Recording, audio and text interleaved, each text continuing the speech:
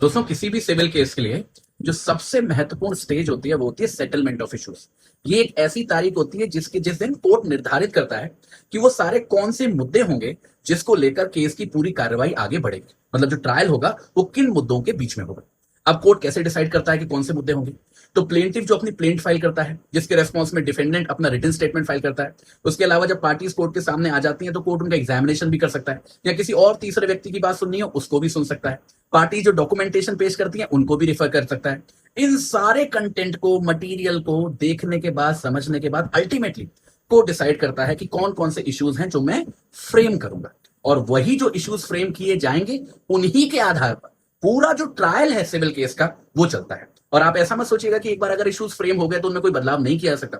बदलाव भी हो सकता है। अगर आगे कार्रवाई के दौरान कभी भी कोर्ट को ऐसा लगे कि कोई भी इशू मेरे को फ्रेम करना चाहिए था पर मैंने नहीं किया, तो एडिशनल इशू जोड़ सकता है। या फिर कोर्ट को ऐसा लगता है कि कोई भी इशू जो मैंने फ्रेम कर दिया है उसको नहीं करना चाहिए था, तो वो जो फ्रेम्ड इशू है उसको स्ट्राइक आउट कर सकता है। या फिर कोर्ट को अगर ऐसा लगता है कि कोई भी इशू मैंने फ्रेम किया, फ्रेम तो सही किया पर उसमें कुछ बदलाव करने की जरूरत है, तो वो जरूरी बदलाव भी कर सकता है। और अल्टीमेटली जो लास्ट में फ्रेम्ड इश्यूज बचेंगे इन सारे चेंजेस के बाद, उन सभी के ऊपर कोर्ट को फैसला सुनाना होता है। और जब वो इन सभी बिंदुओं के ऊपर फैसला सुना देता है तभी माना जाता है कि वो सूट, वो केस डिस्पोज ऑफ हो गया है, जिसके अनुसार जजमेंट आएगी और अल्टीमेटली डिक्री पास होगी।